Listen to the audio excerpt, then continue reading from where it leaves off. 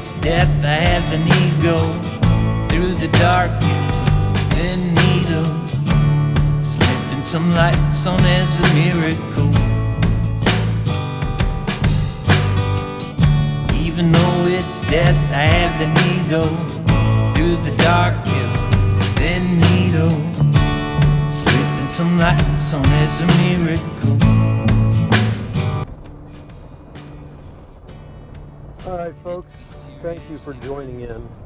This is the absolute first video that we've produced, and by we, I mean Kamryn and I. Kamryn is my 7-year-old daughter who has been involved with me in the phenomenon ever since the start of this very strange journey that we're on.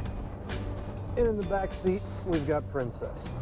Princess is a 5-year-old blue-nosed pit bull who absolutely loves to come out into the OSIRIS and go poking around the desert and looking for UAP. So from this point forward, I'm going to start filming episodes of the O.S.I.R.I.S going out on investigations. Now, unfortunately, unlike most YouTube channels where you know that you're going to get a new episode every Thursday at 3 p.m. or whatever their schedule is, we don't have that luxury here. We are beholden to multiple different factors. There will be times where we simply cannot do an episode in an entire month because we're doing planning on how to get to a location or how to prepare for witness interviews and things like that. But what you can be guaranteed of is that the quality of the video and the content are going to be fantastic. You're not going to be left with an empty bag at the end of the video. So let me introduce you to Kamryn. Kamryn is going to be my guest interviewee, or actually interviewer today. Kamryn is going to be interviewing me as we make this little trip. So let me turn it over to Kamryn. Dad, where are we going? Well, right now we are going to go out into the desert. We're going to do a couple little things of driving around on the off-road and making sure that the tweaks that I did on the O.S.I.R.I.S suspension hold up. And we're going to try to take the SkyHub and do a little camera calibration and make sure that the SkyHub is triggering when objects of unknown origin, aka drones today, fly over the SkyHub, and just generally make sure that everything is working with the sensor stack. Why did you build the O.S.I.R.I.S? Why did I build the O.S.I.R.I.S? Well, that's a very good question. So, I built the O.S.I.R.I.S to get answers to questions that I have about the phenomenon. Now, initially, I was simply going to take the sensor stack and everything and stick it out in the backyard and just let it do its thing, and hopefully it would be passively recording the skies and finding something that it doesn't really know how to categorize or catalog. But then I realized something. You and I, we live in Las Vegas. And Las Vegas is a very bright city. Matter of fact, it's one of the brightest cities in the world.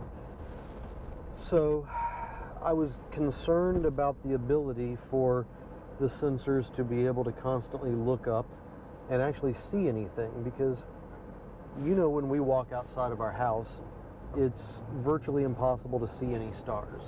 Sometimes we can see the Pleiades, or we can see a few above our house sometimes. We can see a few above our house, yeah. But it's difficult to see them. It's not like back when we lived in West Virginia. We could go outside and we could see like a million stars, right? We could just be looking at the window. Exactly. Here, because of all the lights of the city, it's just very difficult to see anything. It might not just be because of the lights. I mean, the climate is different where you go, so the clouds could be blocking the stars as well. They absolutely could. They absolutely could. So I wanted to try to eliminate as many factors as possible, and I figured that the best way of doing this is integrating the sensor stack and everything into our vehicle.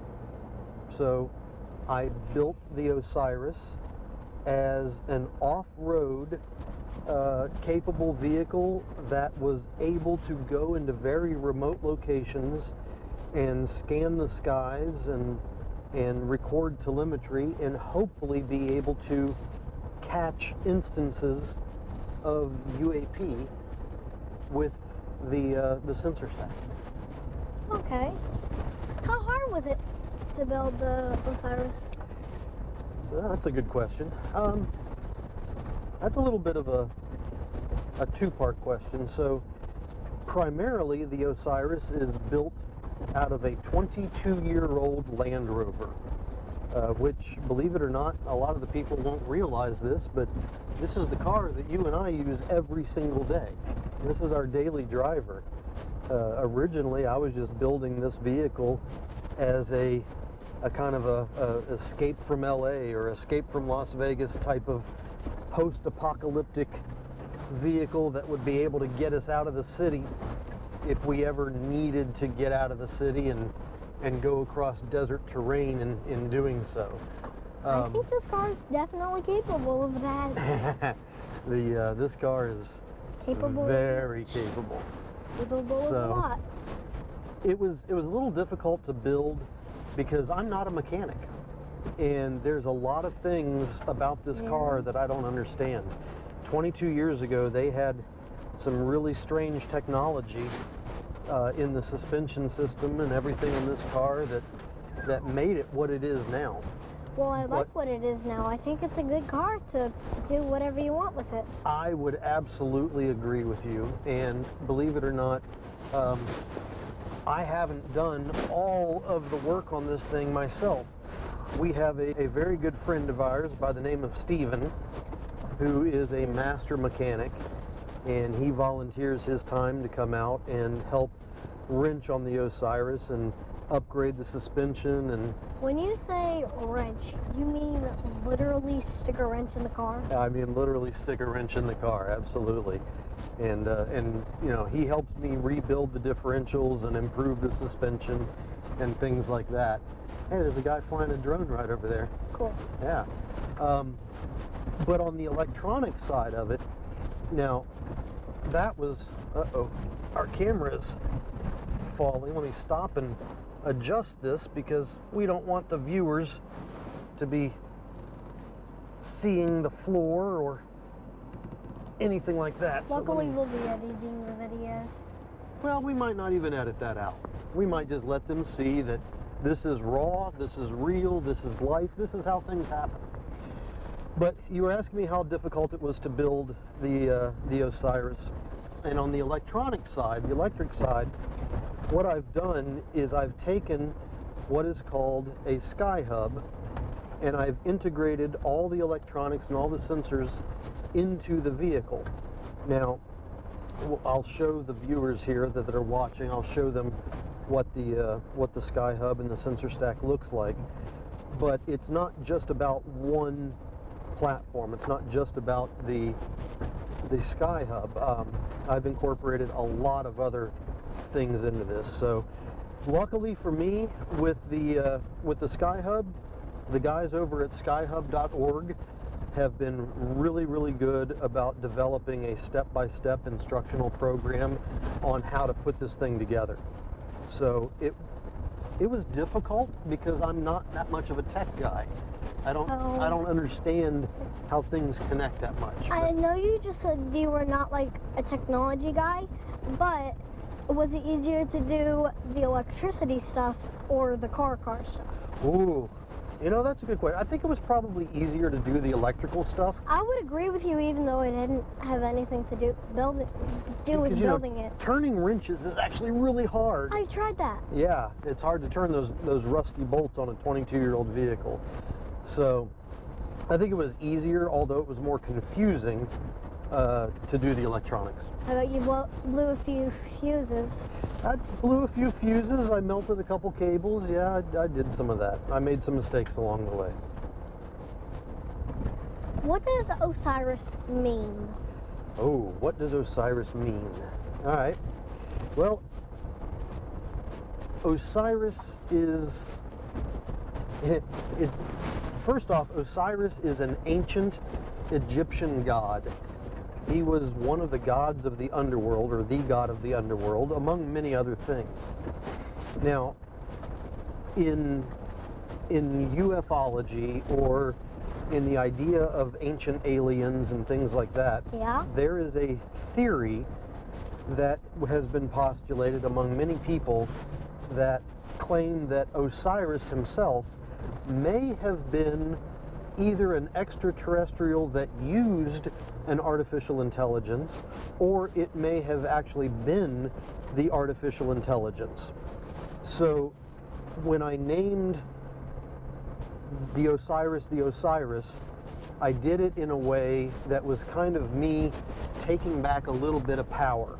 Because if Osiris was an ancient alien, or if it was an ancient artificial intelligence that was used to enslave or control mankind, I thought it would be very interesting to use an artificial intelligence of our own to find the phenomenon. What does OSIRIS stand for? So OSIRIS stands for Off-Road Scientific Investigation and Response Informatics System. So obviously the off-road part is pretty evident right now. Yeah. We're bumping around a little bit here. Scientific is because one of the things that I think that has been lacking in a lot of the data that we're getting about the phenomenon is actually applying rigorously and honestly the scientific method. Investigation is because, that's okay. I got it. Investigation is because that is literally what I've designed this vehicle to do, is to go into remote areas And investigate the exactly, UFO stuff? investigate the UFOs, exactly. So response is because eventually I hope to have a website that has been designed to allow people to ping me and say, hey, there's interesting activity, I would love for you guys to come out and investigate. Yeah. So that would be the response aspect of it. And informatics is basically, oh, there we go, that's a big bump. Informatics is the study and the categorization and the organization of information as it refers to an organization. So it's basically me taking all of ufology in my part of the little world and combining it into a structured data output. And system is just everything that's involved in the system. Okay. And, well, do you have anything else to say about that? No, that's basically what OSIRIS means. What kind of scientific equipment does the OSIRIS have? Ah, okay. You mean besides the SkyHub? Correct. Okay. So, well, let's talk about the SkyHub portion of it a little bit first. Okay.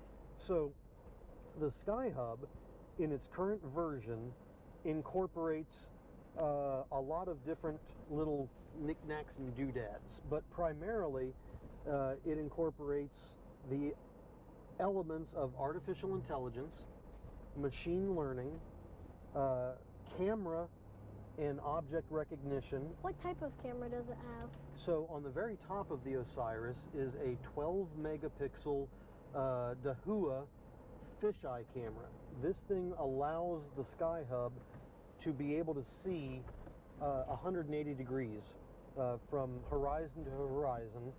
So you're saying it can see from there all the way around back to the same spot? Yeah, well, that's 360 degree field, 360 degrees in a flat plane. But in In horizon to horizon, it's 180 degrees. It's half of a circle. Got it. So it can see that much. But it also has very good low light capability.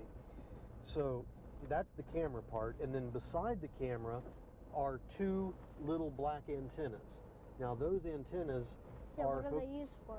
Okay, good question. Those are hooked into what's called the ADS-B. And ADS-B is a system that allows people to be able to track any kind of aircraft that has an active transponder. What's an active transponder? Good question. So all aircraft over a certain weight category are required by the Federal Aviation Administration to have a transponder, which is a little radio beacon.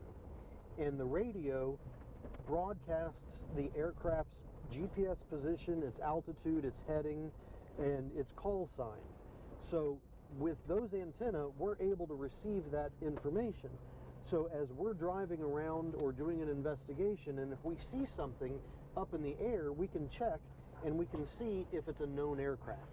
If it is, it has those signs and stuff and the things. Exactly, and Dads. we'll be able to, you know, it might be an aircraft that's doing some weird maneuvers or things like that, but If it has that thing on it, that means it's known?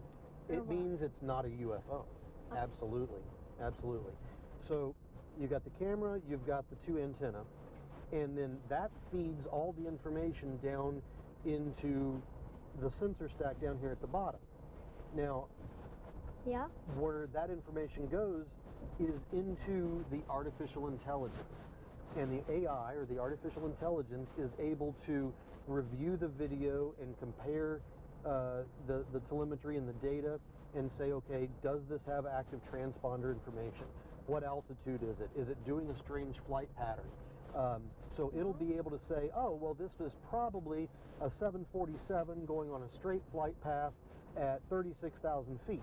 Or it's going to say, this doesn't match any known type of flight pattern. It's at a strange altitude.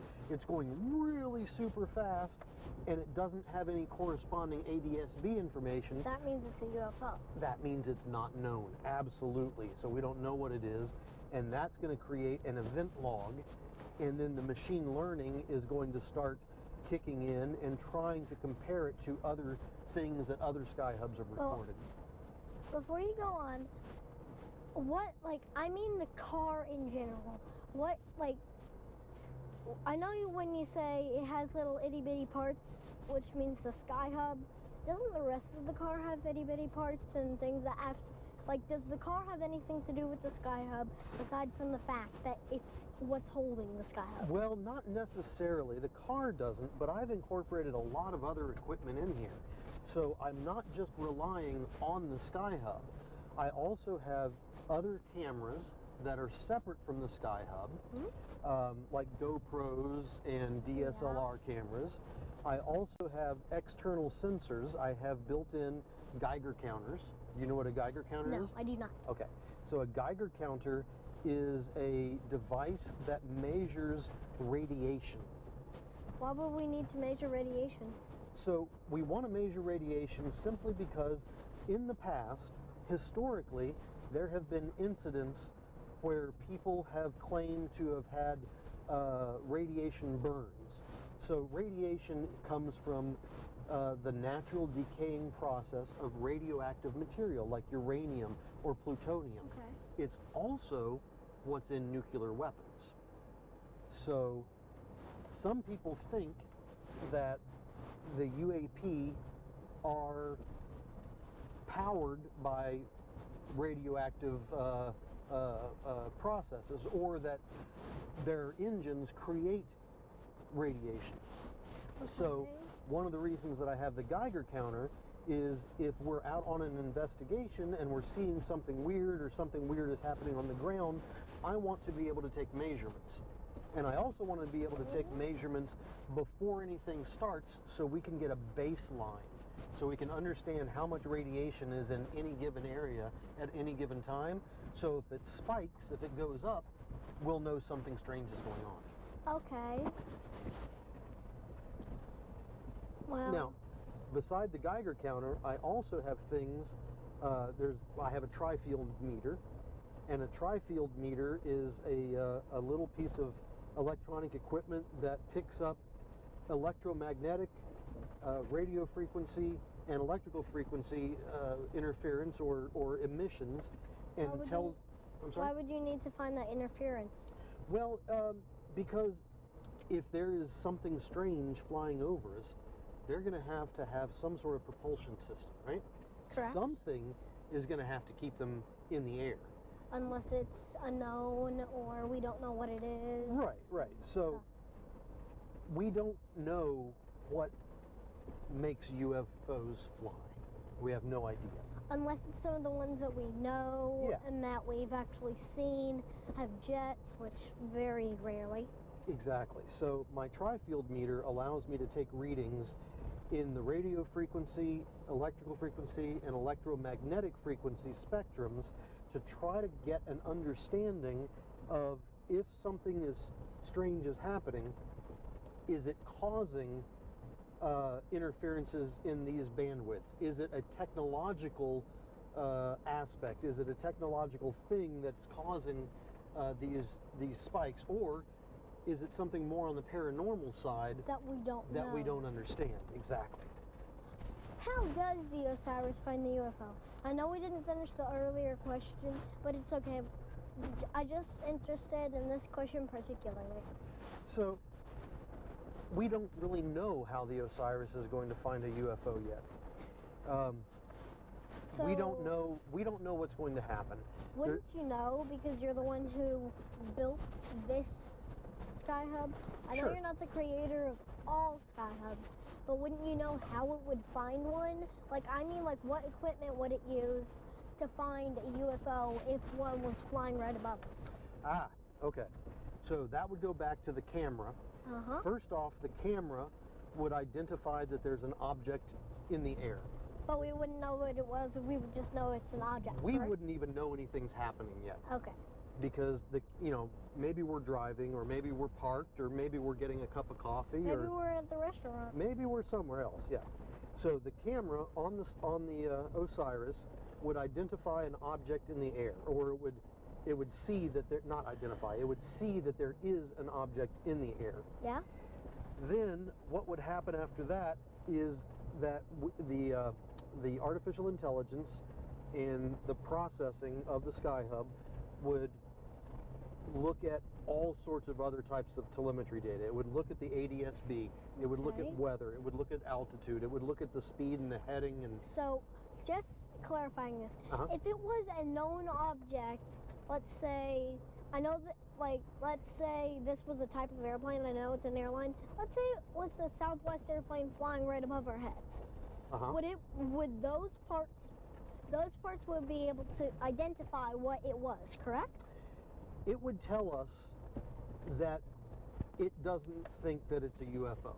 It's not going to say that it's flight, 342 out of San Francisco. Right. What it's going to say is that this does not display unusual behavior, and it's not. And if it was like a normal airport plane, Uh-huh. would it say the airline or would it not? It would just say, this is a UFO or this isn't a UFO. For now, it's just going to say this is a UFO or this isn't a Okay. UFO. Now, keep in mind, this is just version 1 of this sensor. I am very aware of that. Yeah, so as technology gets better, as we incorporate more sensors, as we You maybe get more cameras to film different get more areas. cameras and things like absolutely, then the software will get upgraded and the capabilities will get a whole lot better. All right. Absolutely. So, going back to your question, after the camera sees the object, Yeah. and after the AI identifies whether or not it's a known or unknown object. Wait, before we go into that, what did you say an AI was An again? AI means artificial intelligence. It's basically a computer that can think by itself. Got it. So it doesn't need any typing. It's not like your daily computer, correct? Exactly. No, it's definitely not your daily computer. Okay, back to my question that I asked earlier. Yeah. So after it sees everything and compares all the telemetry and the data, if it decides that it doesn't know what it is, or it doesn't think that it's displaying normal flight patterns or behavior, it's going to start recording the video, and it's going to start logging everything with an event number. And then we'll send it to the tablet that is up there, correct? Well, the tablet that is up here is constantly connected to the SkyHub unit. Does it have like any of the parts that involve the SkyHub, or is that just a thing where the information pops up? Well, what it does is the tablet just allows us to be able to control and monitor the SkyHub. And was that tablet specifically for the SkyHub or not? Yes, yes. Okay. Well, I've made it specifically for the SkyHub. Yeah. This was my wife's Microsoft Surface that I've repurposed. So once that data is recorded, it gets sent to the cloud. Now, the cloud is going to be accessible by everybody. So one of the reasons that I've chosen SkyHub as the main component for the sensor stack is they don't restrict data. Everybody on this planet is going to have access to the information that I collect with this SkyHub. So, okay. You know, people before, they didn't know anything about well, it. like Robert Bigelow used to own Skinwalker Ranch, and now Brandon Flugel does. And when they run their investigations, they're not telling us anything, right? But we want to know the information. We want to know, yes. So what I've done is I've selected equipment and people and organizations that have guaranteed that they're not going to hide this information from the public. So everybody is going to have the ability to access and study So we know this. the dangers of the world and how to prepare for them? Yes. Yes, exactly. All right. So on to the next question. What else you got? What is the difference in between a UFO and the phenomenon? Oh my goodness. The difference between a UFO and the phenomenon. Yeah. Well, a UFO is the term that has been around for at least a generation, if not more. Which And means unidentified flying object, correct? Exactly. Now, the phenomenon is what the UFOs are making happen? well, or what? maybe. And, you know, I'm going to stop because that's a really good analogy. So the phenomena is an umbrella. Yeah. And underneath of this umbrella are a lot of different ideas. Like the So, weird... let's say it was like a cloud for some diagrams that kids use at school. That would be basically the phenomenon. And all the words inside, all the little dots inside for the raindrops would be the things that are possible. Yeah. One Yeah. might be UFOs. One might be another civilization. One might be something unknown. Exactly. One, So it just the might be phenomena by humans. itself is just a word that means we don't know what all of these things are. We just know that UFOs one of them has to cause Yes. them. UFOs or UAP is a part of the phenomenon. Is it one of the main parts of the phenomenon? Of course it is. Okay. Of course it is. It absolutely is. We've been studying these things we've been officially studying these things for at least 70 years. Officially meaning like The United States government. government-wise, Yep. Area 51 type of thing. You know about Area 51? Of course I do. That's my kid. Boom. All right. What else you got for me? When did you become involved in the phenomenon? Well, that was a long time before you were born. This was back in 1995 when I was in the military. Mm-hmm. I was stationed in the country of Jordan, and I had a sighting. I had a very strange sighting that, based on my understanding of physics, I could not explain what it was that I saw. Did they want you to keep a secret about what Well, you I saw? didn't tell anybody. I didn't tell anybody. Did other people see it aside from you? You know, that's a really good question, and one of the reasons that... So let me stop the car again, because this takes explanation. Concentration? Yeah. I think somebody else saw it.